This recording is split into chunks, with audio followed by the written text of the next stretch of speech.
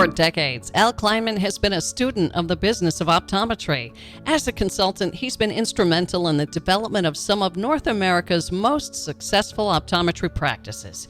Each week, he addresses timely topics to help optometrists build and improve. And now, here's Al with his insights on the business of eye care. Our consulting work at Cleinman Performance Partners is broad. Our experienced team touches anything and everything having to do with the business of optometry. But like your practice, we've developed certain specializations over the years. Our most significant is what we refer to as transaction work. Transactions involve all aspects of deal making, literally anything that ends up in a contract. This is an area of personal interest for me, as I've worked on over 3,000 transactions for optometrist owners in my own accounts over the past 40 years. Today we have an entire team, including project managers, analysts, and attorneys who focus on practice transitions and transactions. Transaction work encompasses many diverse types of relationships. This includes, but is not limited to, acquisitions, divestitures, mergers, succession plans, specialty development contracts, compensation systems, leases, and even such esoteric transactions as divorce settlements and practice breakup agreements. The range of work is deep and wide. Experience is the best teacher, and we've pretty much seen it all. We review scores of contracts each year. Our work often begins and ends with contracts. As we begin a project, we perform due diligence to review the contracts that are already in place. In that process, I'm often appalled at the agreements we uncover. As I come across these anomalies, it boggles my mind that anyone would agree to some of the clauses and conditions that we've seen, or worse, that many important elements of a contract are missing. Imagine an employed optometrist that signs a 100-mile non-compete. While such agreements are likely unenforceable, we've seen them. Such wide-ranging non-compete agreements are generally allowable in connection with the sale of an asset, such as a practice, but for an employee to agree to such is nonsensical. And going forward, non-compete agreements of all types are being voided at the statutory level. This new legislation is part of a movement nationwide to eliminate these clauses, as they have been determined to stifle economic development, limit a firm's ability to hire, and depress innovation and growth. While non-compete agreements are now unenforceable in many states and even criminal in some, experience has informed us that there are ways to ensure that both practice and the employee are protected.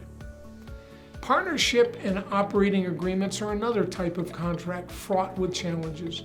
I remember an instance where a multi-doctor partnership couldn't terminate an underperforming partner because their partnership agreement required that such an event could only occur by breaking up and dissolving the practice. It took almost a year of hard negotiations for us to resolve the shortcomings of that agreement. In other instances, we've seen the inclusion of rights of first refusal in contracts. While this type of clause can be beneficial in some instances, entering into such an agreement has many challenges, not the least of which is the potential inability to exit your practice as you desire. Such agreements may look innocuous on the surface, but can create heartache as a seller navigates the disposition of their practice. Indeed, such agreements can block a potential transaction. We've seen agreements that violate Stark laws, agreements that are discriminatory, agreements that compensate illegally, agreements that include illegal fee splitting. I think we've seen it all over the past 4 decades. In many instances, problem agreements have not been reviewed by an attorney. Often, especially with employment agreements, the practice owner has borrowed a document from a colleague. That's bad business, penny wise and pound foolish.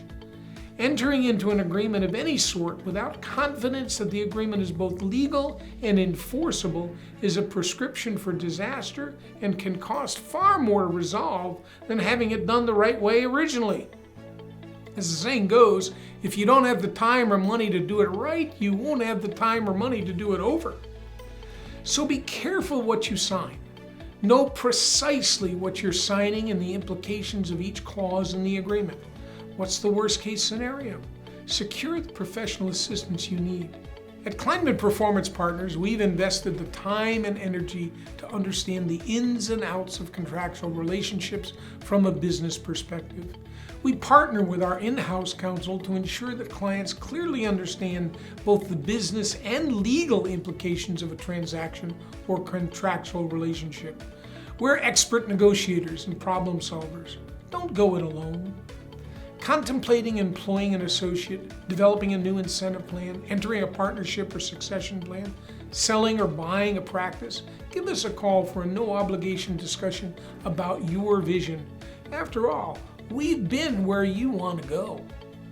We hope you enjoyed Al's message, and if so, please hit that like button.